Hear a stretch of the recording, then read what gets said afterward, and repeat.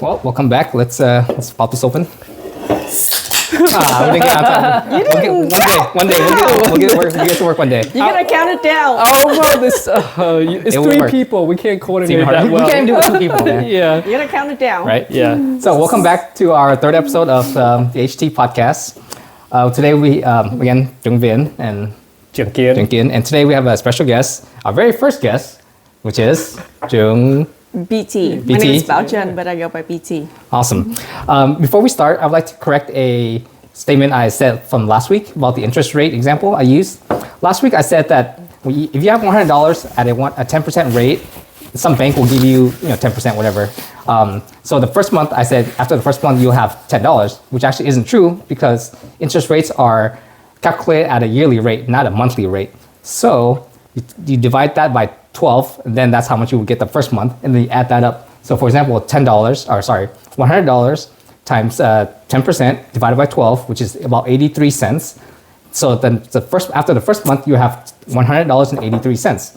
And then after the second month, you calculate the 10% off of that amount divided by 12 again, you have about 84 cents. So you add that to the original amount, $100.83 plus 84 cents, and so on until you get to the 12 months. After 12 months, you have roughly around $110. That's the 10% there. So it's calculated yearly, not monthly. So Fantastic. correct mistake there. Hopefully our 10 audience hasn't fallen asleep yet after that. Yes. Long story short though, 10% is annually. Yes. It's not over a month. If it's over a month, then good luck. Yeah. I mean, that's great.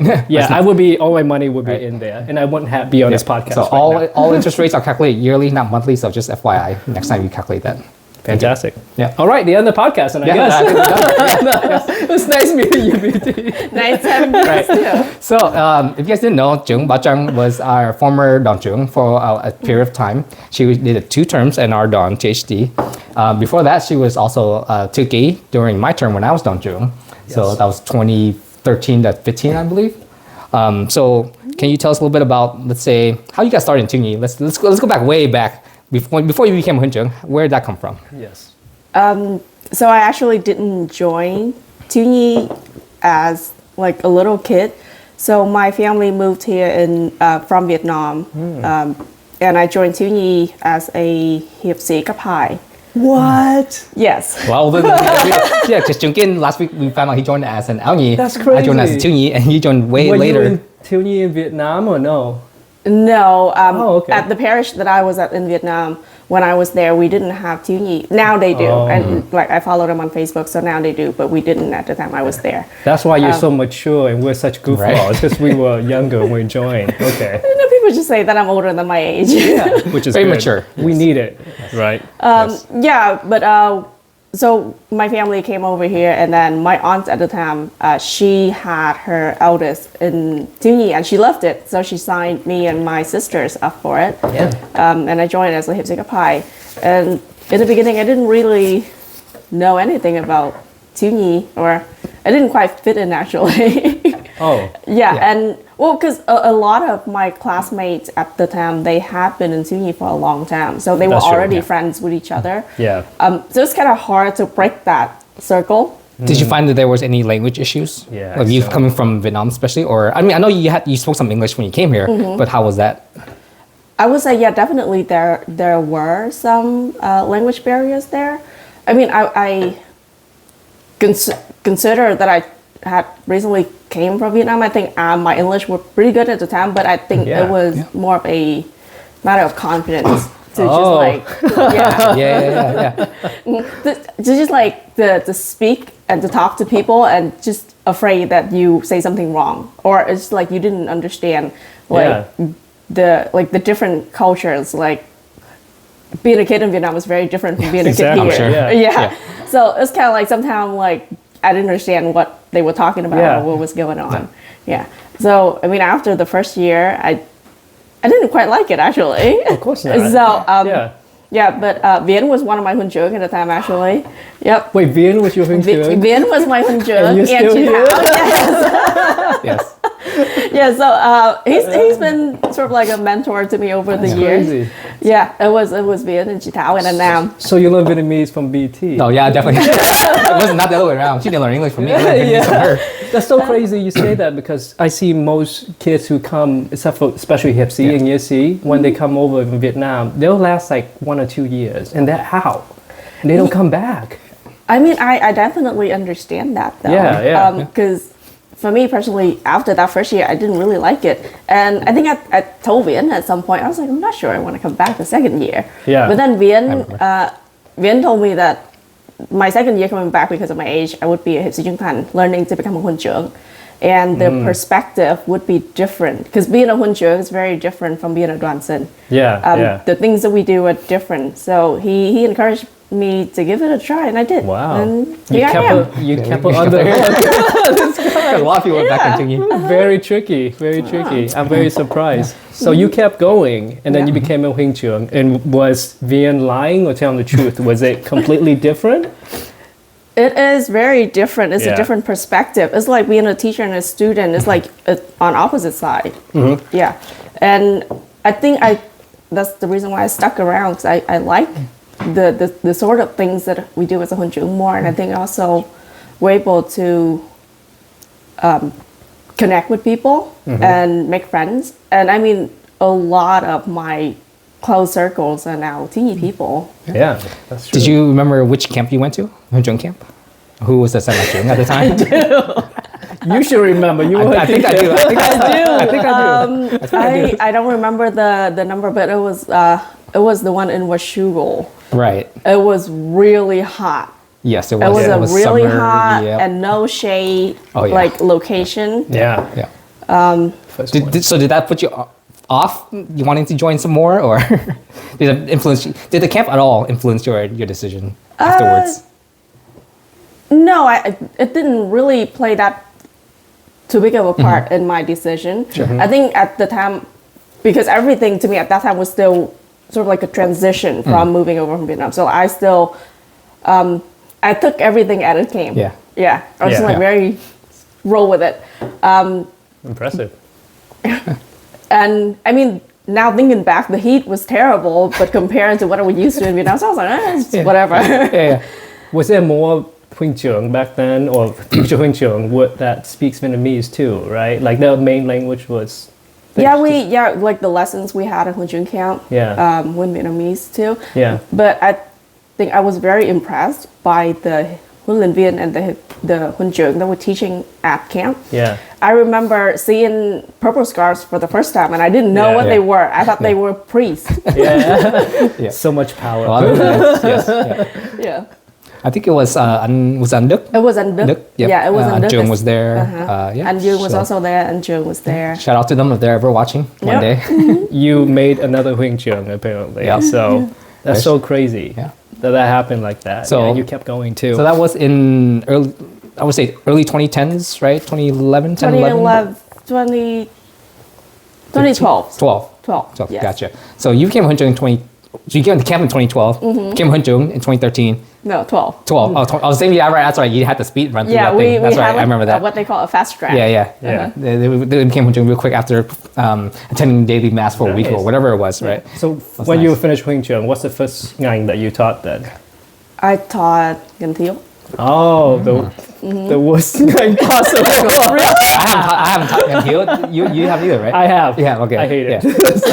No offense to all the two. I thought it's an awkward transition age. Well, maybe because at the time it was the group of kids that I was also teaching in Việt ngữ. So I already... Oh, you had a connection with them. I already had a connection with them. Yeah. So I started with Gan Thieu. Yeah. Was it difficult? What do you like about teaching about Ngang Thieu, and what do you dislike? If you can say. No, I think there's plus and minuses to every ngang. Every ngang, for sure. Yeah. I think Gan Thieu, I like the fact that they were old enough to listen. True. To understand you and not throw you curveball questions like they can hear, but I'm not sure they're listening. Right.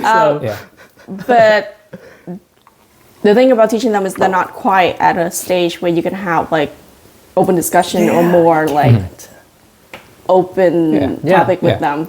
You still have to guide them a lot. Right. Yeah. Right. So like your interactions and your lesson would have to be more structured. Yeah, for Yeah. sure. Did you stay in Ngang Thieu the whole time, or did you move to different Ngang?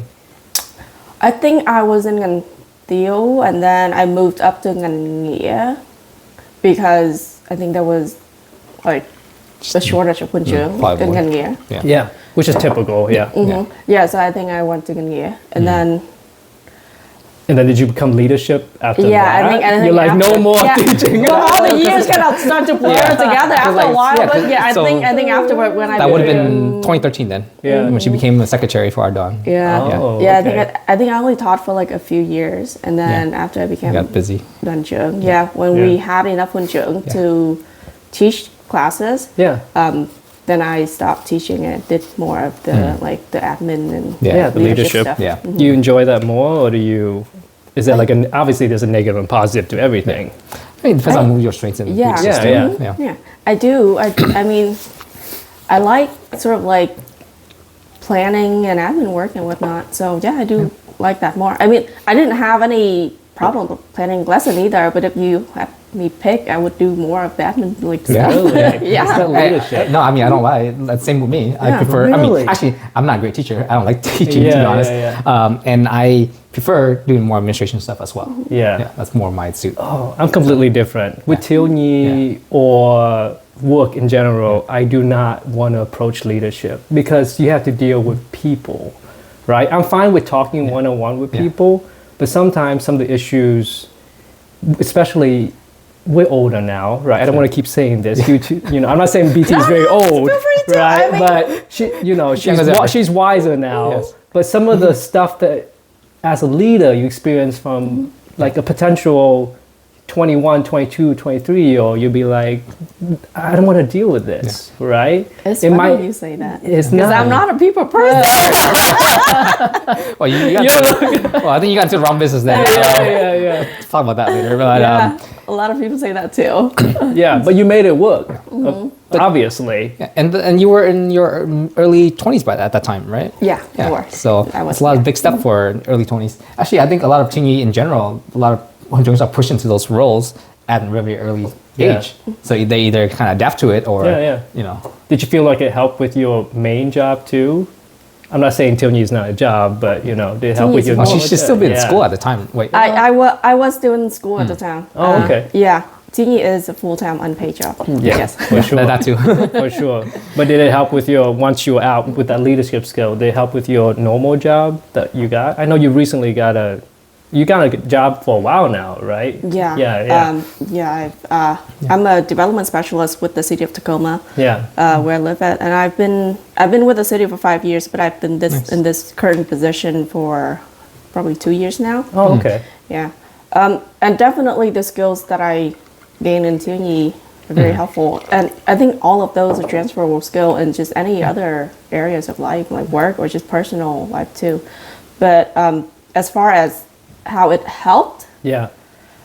I was, as Vin mentioned earlier, I was his secretary the term before. So I think being in a lighter, flexible position helped me acclimate to the expectation and like the volumes of the workload and just like what kind of work like a Duan Jung would do. Yeah. So it's like I was able to see that, and I think it helped me Yeah. ease into that position better. It's funny, back then the terms were 3 years instead of 2 years. Oh. Right? And so towards my last term, I wasn't there half the time. So I was kind of forced. So BT was, the role was basically handed to her. She was forced to do You were checked out already, right? No, I was busy with traveling for work. So she took on a lot of that role. And so by the time we had the elections again, it was a clear choice that everyone Maybe wanted we her. should do 3 years again. No. You want to scare all of the Jung away? The interesting about that, like before 2009, right? Yeah. The terms were 2 years. Yeah. And then people were saying, oh, that's not enough time for any Bantu to implement any changes to the chapters. Yeah, makes sense, And so they bumped it up to 3 years between 2009 and then come 2019, they reversed it again because too many people were complaining that it's too long. It's too long. Because Yeah. a lot of the Hunjungs are students and they can't commit for 3 years. You know, it is a long time for them. Yeah. And sometimes that length might get someone to be like, Right. I don't want to be a Wing Chun Yeah. anymore, right? Yeah. And you don't want that situation. Yeah. Well, I mean, personally, I do like the 3 year term. Oh. There was a point to it. It's like Yeah. the first year you learn. Yep. The second year you improve. Yeah. And And the third year you hopefully leave. perfect Like, it. The third year you train the new try generation. and transition to the new one. Yeah, otherwise it's like first year you don't really know what you're doing yet, Yeah. and then you Oh. just kind of Wing it. like wing through the year, and then second year you fix some of the stuff, but then after that you're done. Yeah. And Yeah, then, and then the it repeats cycle again, repeats. yeah. Yeah. yeah. So you did 3 years then. Were you the 3 years or 2 year? I did 6 years. Yeah, she did You did 6 years. 6 years. Wow, Yeah. back to back. Yeah. Right? Yeah, but yeah, it was over 3 years. Yeah. 3 years. The first time, actually, I did 5 years. My second term was only 2 years. Yeah. Yeah. Was there anything you would go back and be like, I would do differently? I know that's 6 years worth of question. I know that's a deep question to ask, right? But I never been to Rancho, so I'm always curious on that you wanna be? specific. No, I specifically stay in Cup. I'm still Cup Mo. I specifically stay in Cup Mo, and I would never get any leadership thing. You should go to Kapai. I can't. That's great. Go to Bao Tran. Go to Kapai too. Hold it in. I think if I could redo it, I would probably try to focus on training even more about Hun Chung Yeah. for leadership roles, or just trying to equip them with soft skills. Yeah. I tried to do some of that during my term, but I don't think that it was as successful as I had hoped to. Yeah, I think training the next generation of Hun Chung is very important because Yeah. Oh yeah. Yeah. I mean, not everyone's going to be around forever, and at some point we're going to have to sort of take a step back. Yeah. And when you take a step back, and there's that gap that no one is going to fill, or no one's equipped to fill, and it's kind of like the Duan is struggling, and I kind of sad to see Yeah. that. It's definitely a fine balance between you doing everything Yeah. versus completely juxtaposition, complete opposite of giving it to them and then never touching it ever again, Right. like Right. management, Yeah. right? Because if you do everything, then you're gonna be overwhelmed. Yeah. But you feel like it's done right. Right. If you give it to them Yeah. and then you expect them to do it without without your control, yeah. they might mess up. So it's like a fine balance between that, I assume. Yeah, Right? yeah. Like you have to find that line where you assign them something and you have to follow up without being like micromanaging them. Exactly, like their mom or their dad or something, right? You don't want to have to be like ping them over and over again, but then you want them to grow. Right. Yeah. So yeah, that's tough. That's tough to do. Yeah. So fast forward to we'll just skip through COVID time. So in the last couple of years, how are you? Obviously, you're still involved in Tunyi, right? Anything that you really want to try new with in Ardon that you haven't been able to have a chance to? Like, I mean, you mentioned some of the stuff earlier, like teaching them soft skills or whatnot. I've always wanted to have more workshops, and I want to maybe have new events. New events, okay. Like things that we haven't done before. Like I think Ardon, I would say probably compared to average, have a lot more events than other Ardon already, probably. Yeah. From what I hear Sure. from other Hun Chungs. Oh, that's We good to hear. Yeah, we have like field trip, camps, retreat, big night, we have all kind of things. Not PhD, by the way, we're doing PhD. we don't want to sound like we're amazing, but we're Welcome doing to join okay. us. Come join us. Come join us. We're doing okay. yes, we'll teach yeah. you soft skills, right? You can do that. But I think maybe I want to try do more of like the cultural events, like Trung Thu and Tết, Yeah. things like that. It makes sense. Yeah, we've been doing a lot of like event that relates to our Catholic faith, but not so much of our like Vietnamese culture. Oh, okay. We have a lot of young Hun Chung, or even like the kids are kind of missing that, and because we don't have events, they don't really know or learn about it.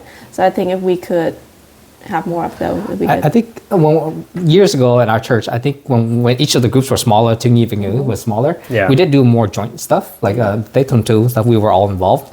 But as we grew to be much bigger and more independent, Yeah. like we kind of lost that thing. Not to say that we can't do it ourselves, Yeah. but like you said, it's something we should be doing again eventually. It's kind of tough because we're in America, right? Yeah. And then as the generation goes, we're more Americanized. Right. So we do Catholic stuff because that's normally American stuff too. Right. But then we kind of lost, I didn't think about that. But I mean, it's still part of our core values as Hunjung and TNTT to preserve and promote the Vietnamese culture. But I feel you're right. I feel like we're kind of, at least Audran, I'm not sure it's true for everything, we're slightly moving away from what it was before. Yeah, I think it's just the lack of information and resources. But in order now, we have a handful of Hunjung that grew up in Vietnam and know the traditions and the culture and could help. Okay.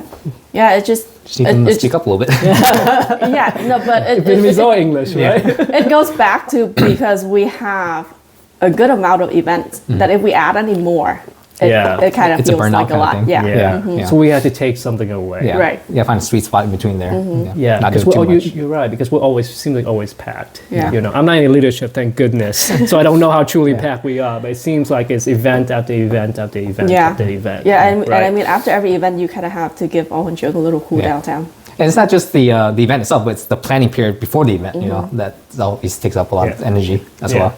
So I'm not a leader, and you've both been leaders. I don't want to put you in a spot, but any good leadership tips you would Wait, hold give? on. You've been Ganchu. Yeah, you've been Ganchu. Ganjung is not the That's a same. lead- That's not the same. I've been like mid management at work too, and it's very very difficult for me because like I mentioned, it's like some of the stuff people deal with. I'm like, just get over it. Like, we got to move on. We got to work here, right?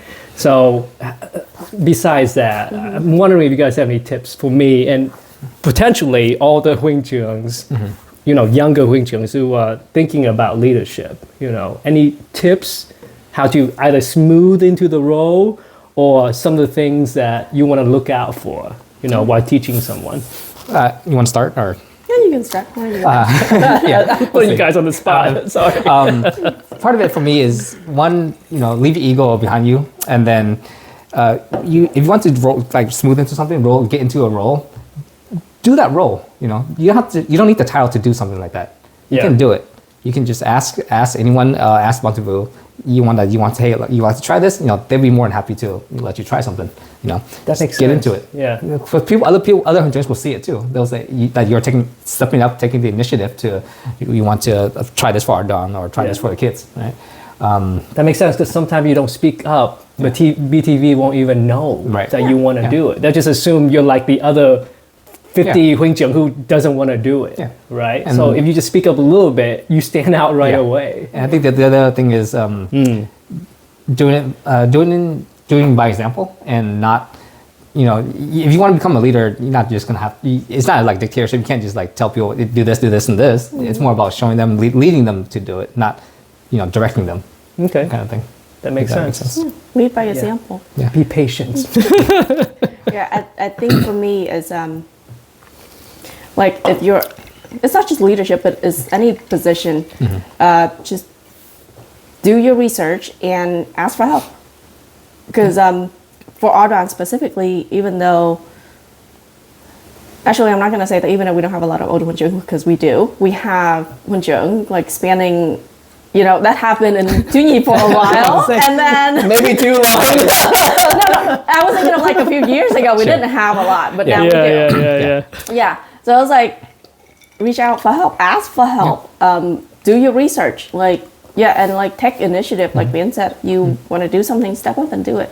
And learn how to give and take feedback. That's a big one, yeah. Yeah, I think I see that with a lot of younger people, not just Hunjung, but younger people. Yeah. They can't really take feedback well, nor can they give feedback. So I think, but that's important because that's how you improve. Yeah.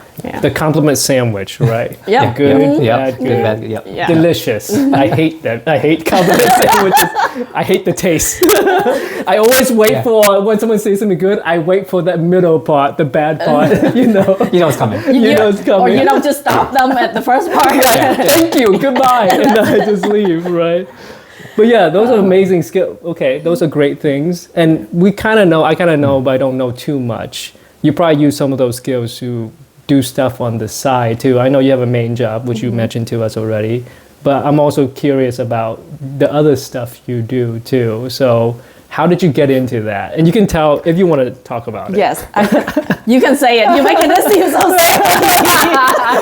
like the other. The other side hustles. Yeah, I don't know how many you have. I don't know how many you have. Okay. Well, I have a side business. It's called BT Bridal Events. We're on Facebook and Instagram if you want to check us out. It's basically a decoration business. So we decorate for events, but we also specialize in weddings and Vietnamese tea ceremony. Yeah. So how did you get into that? Because that seems like, totally not like what you do at your day job, not something related to Tunyi. Where'd the interest come from? I think the idea came when I was planning my own wedding. I realized there was a need that wasn't being filled, and it's still not filled at the moment. Because it's like we're Vietnamese living in America.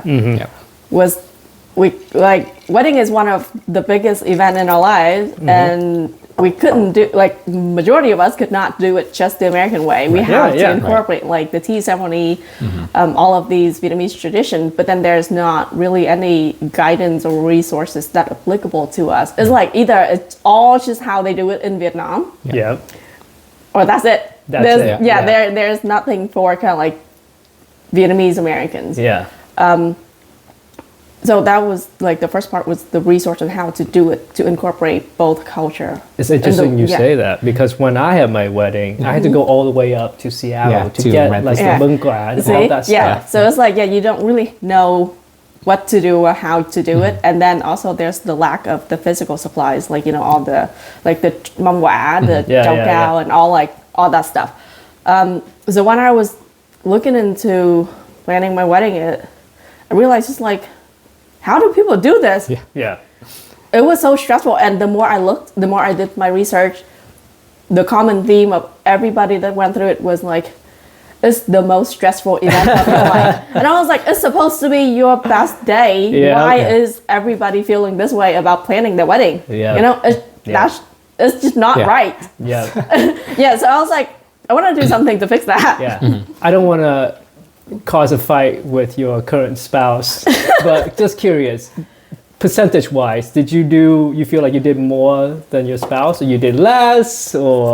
Oh, I definitely did more, and he knows this. He's fully aware. 99%. He did 1%, or 80 or 70. He's probably somewhere right now thinking, what the heck? He's probably. I'm gonna get a punch in the face. Right. That's what's gonna happen when he hears this. No, he did a lot of work too, but it was more I would start the research. I would initiate something, and then I would come to him and be mostly I did the research first, and then I narrowed down our options, and then I would bring it to the table for the two of us to talk about it. That seems to be the trend, because so I'm planning my wedding right now, and it's the same way. My fiance is doing a lot of the planning. I'm just going to say yes or no. And actually, with BT's help, she's making it a lot easier for me and her to do a lot of the stuff, because we're using her services for this. Oh, good. Because you would say with BT's help, make it sound like you're getting free help, but I was you better not. with my friend BT's help, not the business. Well, we haven't got to that yet. We'll get to that. We can discuss it right now, right on screen, right? That's kind of mean. I know, right? But I want to put him on the spot. It's interesting when you say trend, because for my wedding, I did more. I know that, and Tien would agree. Okay. Right. So I would say I did. If it was 50, I would say 60, 70. Because for me it was different. It was let's get it done. What do you need? Bam, bam, bam. You need this. This doesn't work. Bam. Next thing. Right. So I actually did more, and I don't know if it seems like it's not the trend. It did work out in the end, for sure. But I think we had a good wedding. I guess I hope. For example, BT might be more on the organization side, so it's better for her to do it. For my fiance, she doesn't like the stress, so she's doing a lot of it now. When it's we still have between now and then, it's still a lot of time, but she's trying to get it all done. But before then, to relieve on some of the stress that she's feeling. Are you working with Vian's fiance more, or do you guys started? We just started. You just started. I've been talking to both of them. We have a group chat. Oh, okay. But I think it just depends on the couple. Yeah. And like the personality. Because I mean, when I talk to my clients, I do have more brides coming and talk to me, but I also have grooms that come and talk to me. So it's like, I guess it just depends on the person. Oh, nice. And do you service like just Tacoma, or can you go beyond that? What's your range, I guess? I provide service Tacoma and the greater Seattle area. But when it's too far, then it depends on the location and my availability. Yeah. I've done events in like Everett and Linwood before. Oh, yeah. I've done a couple in Olympia. I've when like I do long distance rental if it's not bulky stuff. Yeah, you would ship it. Yeah, I would ship it and then they would ship it back. I've done that. So you have a website and everything. Okay. Well, at least I Facebook. have a Facebook page on Yeah. Instagram. We communicate through that. Yeah, so we can do that. But for decoration, it depends on the location basically, and whether I can travel there or not. So starting out as a small business, how did you market yourself out there? How do you get your business known out there for everyone? I started out, well, I guess the way that most people start out. Social media. I use social media. Yeah. And then through word of mouth. But before I even start anything, I join a bunch of like group, like wedding planning and just like bride and groom group. And I put out filler questions. I ask them, I survey for interest and needs. Because like we have on Facebook, we have those like subtle Asian weddings or subtle Viet weddings. So I make posts on those and I like asking for specific questions like, oh, what kind of things you're looking for? If there were any sort of services that provide these things, would you be interested? And just taking responses from those survey, I was able to sort of gear my business in like a certain direction. Yeah. So because this is a rental stuff, did you have to procure a lot of the supply first? And then was there like a lot of big capital expenses that you had to do initially? It was, yes. I had to buy a good amount of supplies to start out. It was, I would say probably it cost a big part of my saving. Was this when you were working already, or was this before you started working? When I started working already, and I had some saved up. Gotcha. I would not recommend getting into business without any backup. Oh yeah. Yeah. Do you foresee yourself maybe in the future of being able to quit your day job and do this full time? Do you think that's ever be a possibility? Yeah, I know, right? No, if I can grow my business in that way, I do want to.